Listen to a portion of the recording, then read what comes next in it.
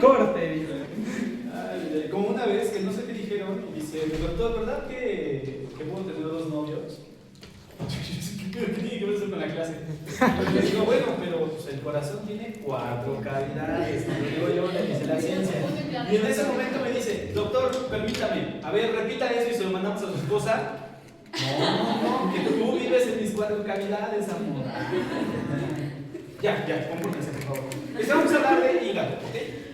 Miren, hasta este momento nos hemos concentrado en el sistema digestivo desde el punto de vista del estudio del tubo digestivo, ¿sale? Es uno de los componentes del sistema digestivo, pero tenemos un grupo de glándulas asociadas a esa función.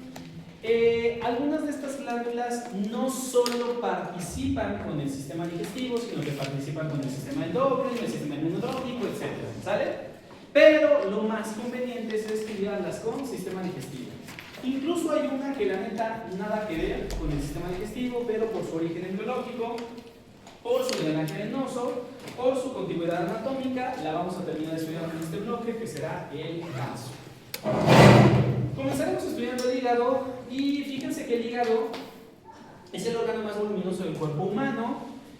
Perdón, me equivoqué ahí en la afirmación. No es el más voluminoso, ¿sale? El más voluminoso, de hecho, es la piel.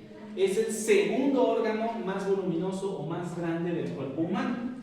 Ahora, tiene una gran superficie convexa que apunta hacia el diafragma, conocida como superficie frénica. Y tiene otra superficie aproximadamente cóncava que apunta hacia las vísceras. Esa se llama superficie visceral. La superficie frénica se descompone en 4 caras, siendo estas la cara superior, la cara anterior, la cara derecha y la cara posterior, que no se ve en esta vista anterior. Esta es una vista anterior del hígado, es decir, nuestro cristiano se encuentra en esta posición. ¿Vamos bien hasta acá? Le damos la vuelta al hígado y desde esta perspectiva posterior, ahora sí podemos observar, 100% real, no fake, a la cara posterior. ¿Vamos en este momento? Bueno, dejamos por un momento al hígado en su superficie frénica y nos vamos a concentrar en la superficie visceral. En la superficie visceral podemos encontrar que el hígado tiene varios surcos o fisuras e incluso algunas fosas. Miren, la verdad es que no he encontrado una imagen ni de Netter ni de ningún autor donde le hayan quitado todas estas estructuras y esté el hígado pelón. Entonces, ahorita voy a mencionar los surcos que en esta imagen ya están ocupados por las estructuras, ¿ok? Vamos a un ejemplo. Ahí hay un surco, que es el surco para la vena cava inferior. En el dibujo también aparece la vena, no la pude quitar. Vamos a ir hasta acá. Pero ahorita estoy poniendo énfasis en surcos, fisuras y fosas del hígado. ¿Sale? Bueno. Que por cierto, ¿qué se alojará en el surco para la vena cava inferior? Perfecto, muy bien, muchachos. Bueno, después de esto tenemos un surco alargado que se llama fisura umbilical. Ahorita vamos a hablar de qué pedo con esa fisura umbilical. Fíjense que algunos órganos tienen un sitio específico donde reciben a su paquete neurovascular. Por ejemplo, en el pulmón hay un sitio específico donde llegan la arteria pulmonar, la vena pulmonar, la arteria bronquial, el bronquio, los nervios, etc. Y ese sitio se llama ilio, ilio escrito con H. El riñón también tiene claramente un ilio renal y el hígado tiene un ilio hepático. Pero no solo es especial el hígado por contar con un ilio hepático, sino también porque ese ilio tiene nombre propio. Se llama la puerta del hígado, o en latín porta hepatis. Y esa porta hepatis está marcada por la presencia de una fisura, ¿sale? La fisura portal. ¿Vamos bien hasta acá?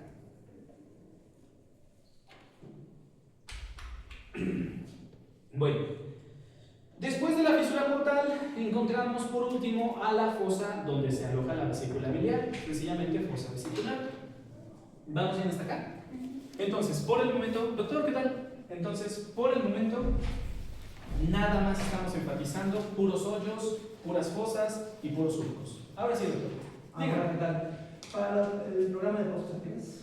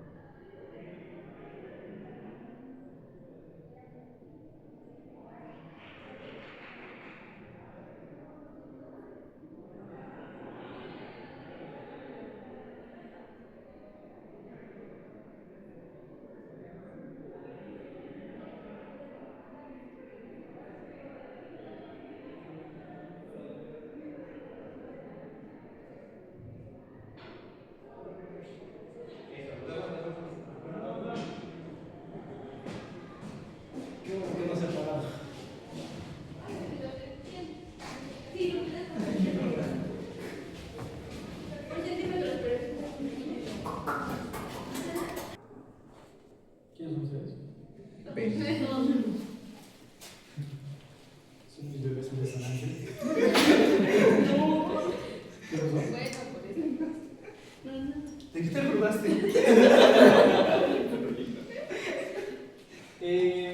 Ya ni me acuerdo qué estoy diciendo, pero bueno, les estaba comentando que esas líneas están trazadas sobre el hígado, pero no están señalando a las estructuras, es decir, la vena cava, la vesícula biliar, sino que están señalando que esas estructuras se alojan en fisuras, en surcos y en focos. Bueno, la combinación del trazo sobre la superficie visceral del hígado de estas fisuras, surcos y fosas nos da, aunque un poco forzada, una letra H.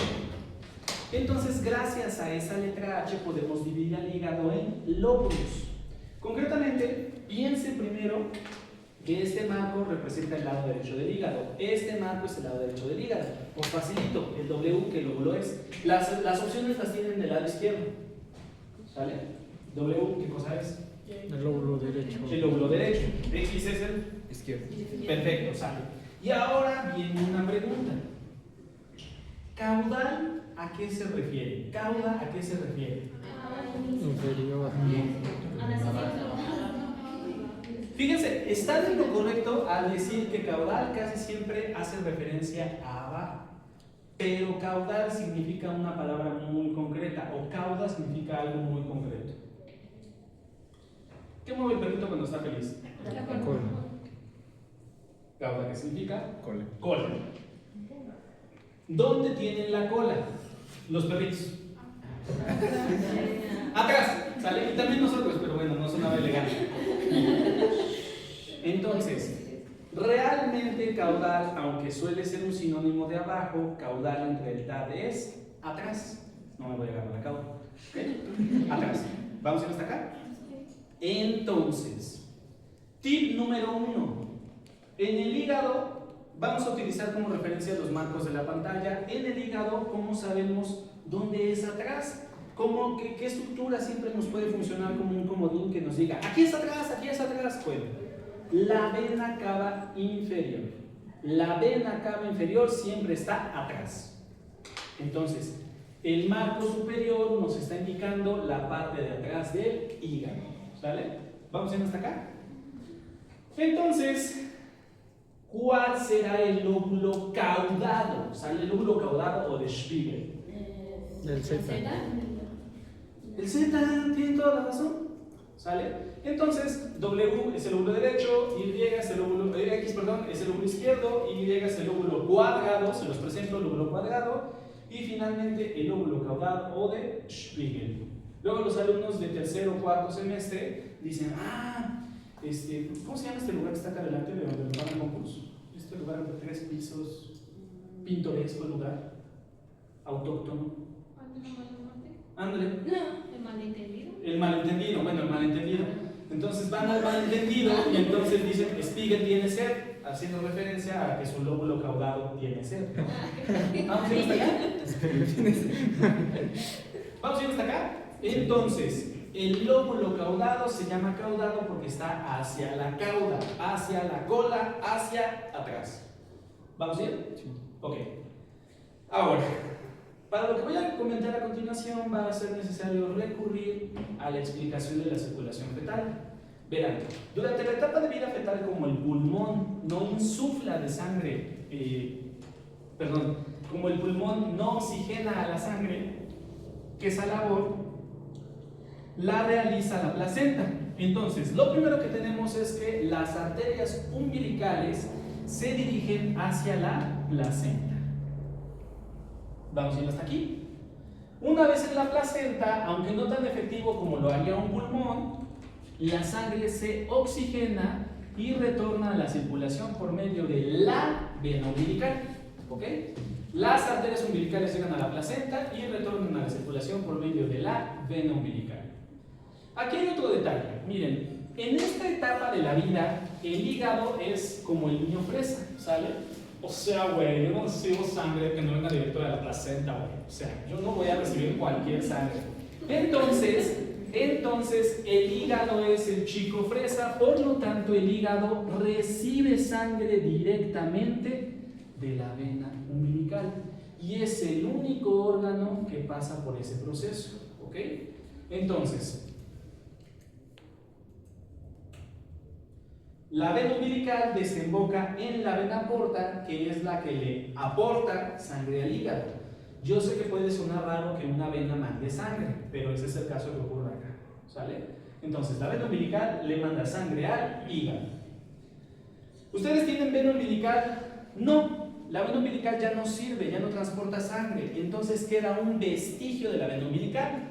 ¿Y cómo se llama ese vestigio de la vena umbilical? Se llama ligamento redondo del hígado. ¿Sale? Ligamento redondo del hígado. ¿Vamos bien hasta acá? Perfecto. Ahora, puede surgir la pregunta, oiga, ¿y cómo le termina llegando la sangre al resto del organismo? Pues tenemos una comunicación, y esa comunicación se produce por medio, pues, de un vaso. Es una vena, ¿sale? Pero le llaman conducto venoso, ¿sale? De la vena umbilical sale una rama que se llama conducto venoso. ¿Hasta esta parte vamos bien? ¿Sí? Ok. El conducto venoso ya no está permeable en ustedes, ya queda solo un vestigio. Entonces, en vez de conducto venoso, que por cierto lleva el epónimo de Arancio, en vez de conducto venoso lo que ustedes tienen es el ligamento venoso. Entonces, lo rojo, que es la vena umbilical, ya no existe en ustedes. En vez de eso que existe, ligamento redondo.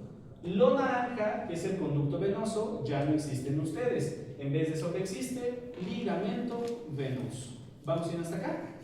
Ok. Nada más voy a aprovechar la ilustración. Aquí pueden observar, esto era la vena umbilical, actualmente ligamento redondo del hígado. ¿Sale? ¿Ligamento te hace referencia a la estructura del ligamento o a la estructura que nos había dicho que no, luego no tenían cómo llamar y le decían a todo ligamento? De las formaciones peritoneales que está refiriendo. No, en este caso se les llama ligamento. Toda arteria que se oblitera no es reemplazada por completo. Lo que ocurre es que por dentro se forman fibrosis. Entonces, como la mayor parte del tejido que había es sustituido por tejido conectivo de tipo fibroso, los vestigios de arterias o venas que ya no son permeables se transforman en ligamentos. Son unos ligamentos muy particulares porque, spoiler, sí pueden volver a funcionar como arterias o como venas. Tienen esa capacidad residual, si así lo quieres decir. Pero por predominantemente estar hechos de tejido conectivo de tipo fibroso, se les cambia el nombre a ligamentos. Todo vaso que se oblitera, todo vaso que se oblitera. Ah, ya, pero es por su histología, ¿no? Exactamente, exactamente. Y también no serían ligamentos peritoneales, no se estaría refiriendo a este tipo de formaciones. Ok. ¿Por qué le puse el color? Ah, ya me acordé. Acá están. Esto eran las arterias umbilicales. ¿Sale? Si se dan cuenta, acá está el ombligo. Entonces, estas eran las arterias umbilicales, que como ya están obliteradas, ahora se llaman ligamentos umbilicales. No lo puse en la diapositiva, pero pues por si querían saberlo, ligamentos umbilicales. ¿Vamos bien hasta acá? ¿Chichiñol? Chichiñol. Ok.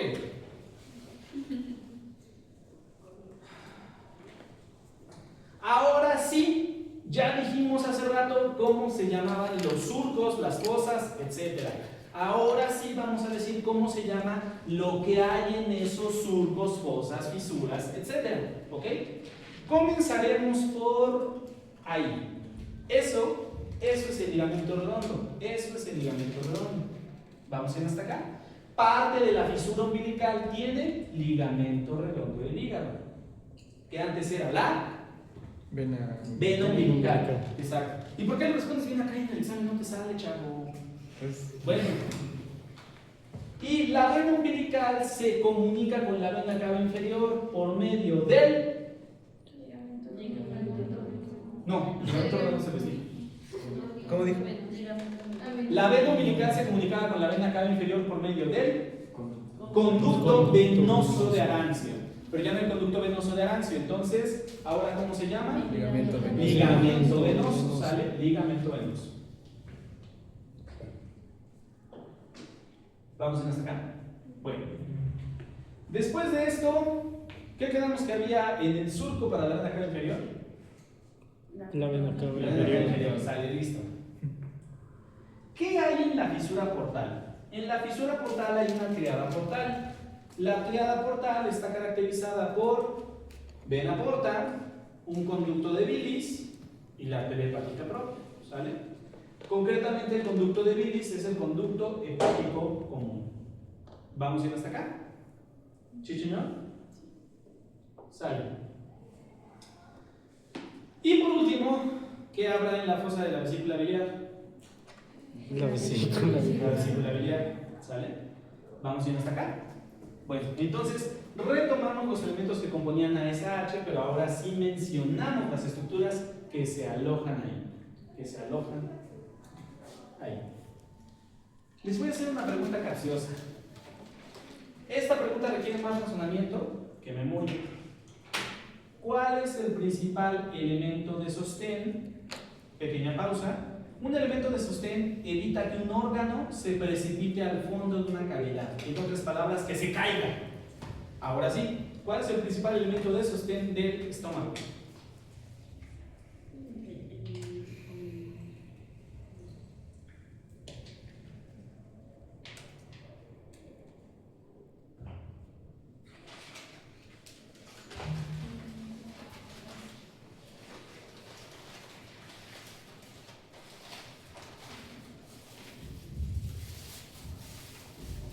Los ligamentos que unen estructuras superiores del estómago. No sé de cuáles ligamentos hablas, pero no. El aumento mayor. Tampoco. El mesogastrio. Tampoco.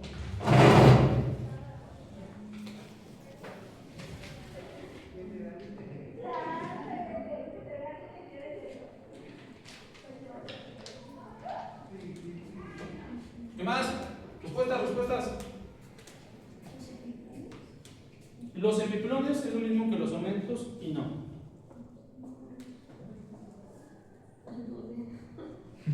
El duodeno está abajo del estómago. Me parece que lo puse. Puede que tú seas la que tenga la respuesta más cercana, pero no es la correcta.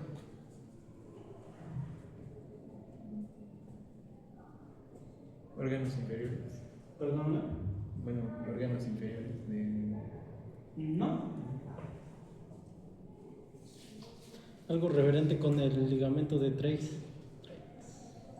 Funciona parecido al ligamento de Treitz, pero no tiene nada que ver con el ligamento de Treitz. A ver, ese ventilador, ¿ya vieron? ¿Ese ventilador? ¿Sí? ¿Qué evita que caiga? Las aspas. ¿Qué evita que caiga el estómago? ¿Nicole? ¿Alexia? ¿Cecilia? ¿Dulce? ¿Tobillo? ¿Verdad? ¿Qué dijo? ¿Qué dijiste?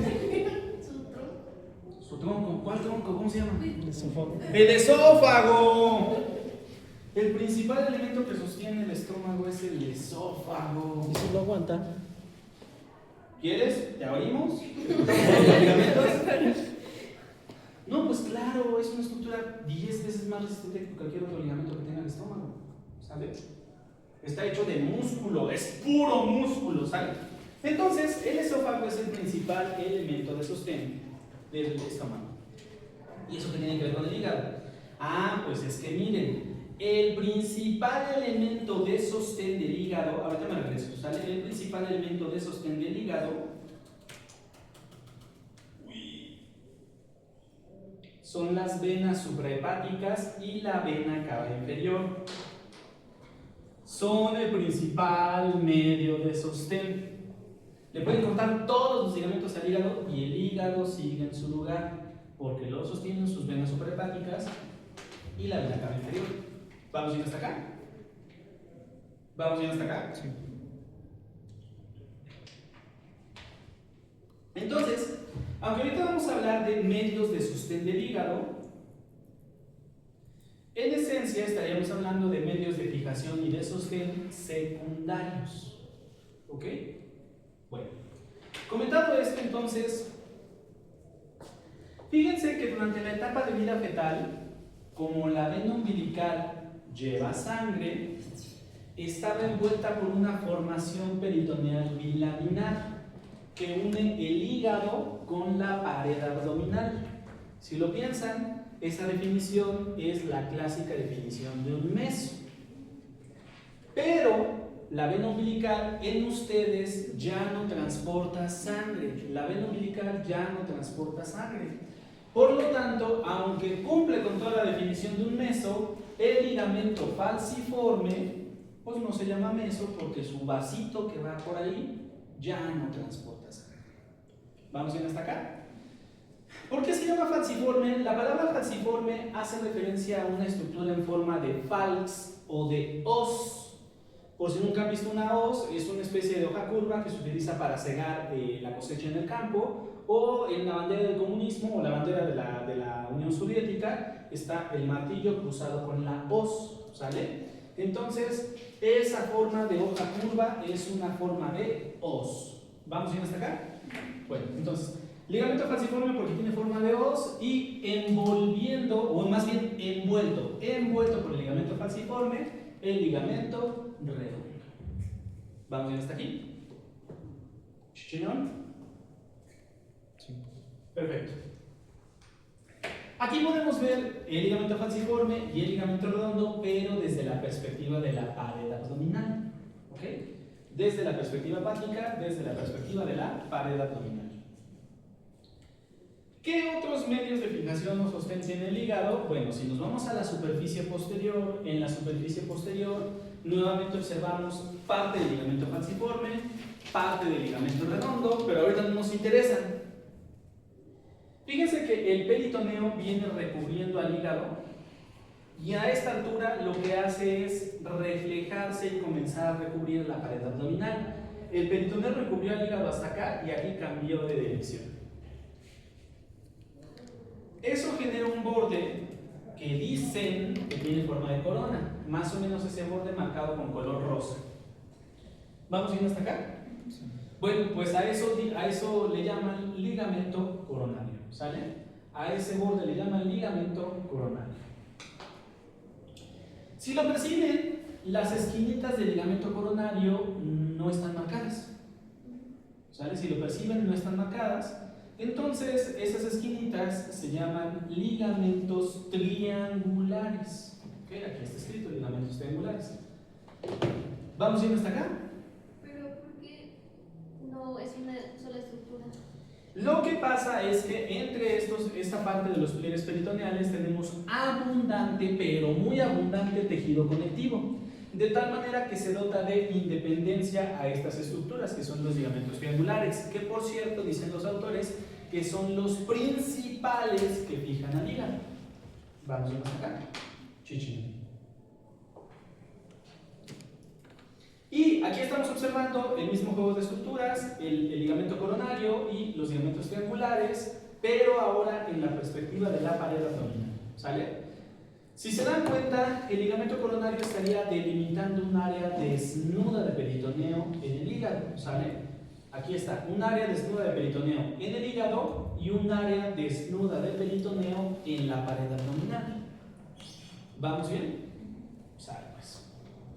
Hay otra estructura que me gustaría que ustedes reconocieran. Ya la mencionamos varias veces, pero me gustaría que ustedes supieran en dónde se inserta esa estructura en el hígado. Concretamente, el aumento menor podemos observar que abarca parte de la fisura umbilical, concretamente la parte correspondiente al conducto venoso, y abarca a la fisura portal. Ahí se inserta el aumento menor. Y si lo vemos desde la perspectiva del estómago, pues abarca la curvatura menor y la parte superior del ámpula duodenal. ¿Vamos bien hasta acá? Bueno. Hasta el momento, ¿dudas o preguntas? Todas. Saludos. Miren, les voy a contar algo. El hígado es un órgano muy particular porque la mayor parte de la sangre que recibe no proviene de una arteria. La arteria hepática propia aproximadamente solo transporta entre un 20 y un 30% de la irrigación que recibe el hígado. Entonces dirán ustedes, oigan, no manchen, si la arteria hepática propia le manda tan poquita sangre, ¿de dónde viene la mayoría de la sangre que recibe el hígado? Y la respuesta es que llega de un sistema que se llama el sistema porta, que construye un gran vaso venoso que se llama vena porta. ¿Ok? Entonces la vena porta le da el 80% de la irrigación que necesita el hígado. Es algo muy curioso como el hígado, que en la etapa de vida fetal era el órgano que más demandaba oxígeno, se transforma después en uno de los órganos que menos oxígeno requieren. ¿Sale? Vamos bien hasta acá. El sistema porta lo vamos a ver más adelante, de hecho pasando este bloque, en la parte final es donde vamos a hablar del sistema porta. Pero la vena porta al entrar al hígado tiene un patrón de ramificación y este patrón de ramificación es muy constante de un individuo a otro. Entonces, por este patrón de ramificación se puede segmentar al hígado en 8 partes. Aunque algunos dicen que son 9, lo vamos a dejar en 8 partes. ¿Ok? Este estilo se llama segmentación hepática. ¿Sale? Segmentación hepática. ¿Vamos bien hasta acá? Bueno, ¿se acuerdan qué clave les dije que hay para reconocer cuál es la parte posterior del hígado? La vena cava inferior. Entonces, usen los marcos de la pantalla. Salen estos marcos de la pantalla. ¿Dónde está la parte posterior del hígado? Abajo, arriba, a la izquierda, a la derecha. Abajo, ¿sale? Aquí está la vena cava inferior, ¿sale? Entonces, abajo está la parte posterior del hígado. En otras palabras, hace rato lo estábamos viendo así y ahorita lo vemos así. ¿Vamos bien hasta acá? Bueno.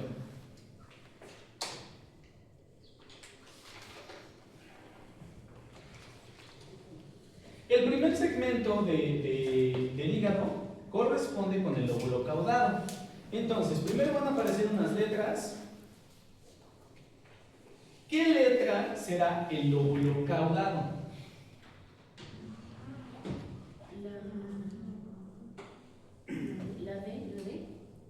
La B de Diosito.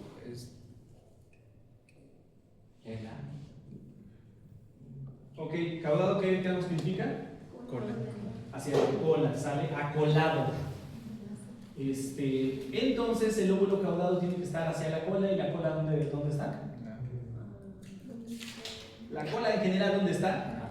Atrás. Entonces el lóbulo caudado tiene que estar atrás, ¿sale? ¿Y cuál es de todos esos lóbulos el que está atrás y pegadito a la vena cava inferior? Del Diosito, ¿sale? ¿Vamos bien hasta acá? Bueno, a partir del lóbulo caudado, si estamos en la superficie visceral, a partir del lóbulo caudado vamos a comenzar a numerar en sentido antihorario. Ahora, ¿qué es el sentido horario? Bueno, si tuviera un reloj de frente y mi brazo fuera una de las manecillas del reloj, las manecillas siempre giran en esta dirección, ¿ok? Bueno, esa forma de girar se llama sentido horario. Ahora, si giramos en dirección contraria, entonces esto se llamaría sentido antihorario. Bueno, vamos a comenzar a contar en sentido antihorario. ¿Ya vieron ahí? Nos está indicando el sentido antihorario. Bueno, a ver, entonces, segmento caudado, bueno, segmento 1 mejor dicho, ¿es qué letra? ¿Quedamos? D. Segmento 2, C. Segmento 3, B. D de vaca burra, ¿no? Va. Segmento 4, A. segmento 5, segmento 6, F. segmento 7, E. correcto, ¿sale? Entonces solamente es cuestión de numerar el resto y ya no sabemos todos los demás segmentos que tiene el hígado. Doc, si dijo que eran 8, ¿por qué no me dijeron? Porque en esta no se ve el segmento 8. Recuerden que estamos en la vista visceral, ¿sale? Hay dos cosas importantes. No se ve el 8 en esta vista y el segmento 7 se ve más grande. Bueno, no se ve, es más grande. Vamos a la vista de la superficie frénica, ¿sale? Van a aparecer nuevamente las letritas. Permítanme la vista. Ok. Notarán que en la letra D le puse unos rayones, ¿sí? Bueno, ¿por qué le puse unos rayones? En esta vista el segmento 1 no se ve. Estamos en la superficie frénica, el segmento 1 no se ve. Ah, entonces en la vista visceral el segmento 8 no se ve. En la vista frénica el segmento 1 no se ve. Vamos bien hasta acá. Ahora, yo estoy colocando aquí esta letra simplemente para que sea referencia de dónde aproximadamente está el lóbulo caudado o segmento 1. A ver, ahora vamos a contar, pero en sentido horario, ¿sale? Vamos a contar siguiendo esa dirección. ¿Vamos yendo hasta acá? Bueno, recuerden, el 1 no está presente en esta superficie frénica. Yo lo marqué como referencia nada más. ¿Vamos yendo hasta acá? Correctísimo. Entonces, sé que es el segmento 2. ¿Y el segmento 3 qué letra es? ¿Y el segmento 4? ¿Y el segmento 5? G, ¿Y el segmento 6? F, ¿Y el segmento 7? E, ¿Y el segmento Z? Ya no sé escribir la Z. ¿Y el segmento Z cuál es? El 8. ¿Sale? Vamos yendo hasta acá. Entonces, ¿por qué dije que son 8? Porque son 8, nada más que en una de las superficies no se ve el primero, en la otra superficie no se ve el 8. Vamos yendo hasta acá. Si se dan cuenta, en esta superficie el segmento 4 está más grandote. De hecho, si lo piensan, el segmento que está más grandote es el que termina ocultando al segmento que no se ve. El segmento 4, al estar grandote, oculta al segmento 1 en esta vista. Recuérdenme qué número es este. 7, ¿sale? E es 7. E es 7.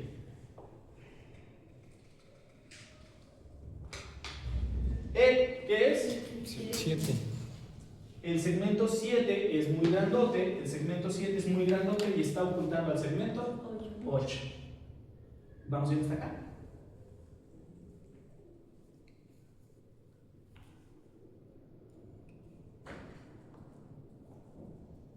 ¿Sí quedó claro ahí? Bueno. ¿Dudas, preguntas, aclaraciones, quejas, comentadas? Bueno, si gustan, lo dejamos hasta acá. Suscríbanse, denle like, activen la campanita. Si monetizan, muchas gracias.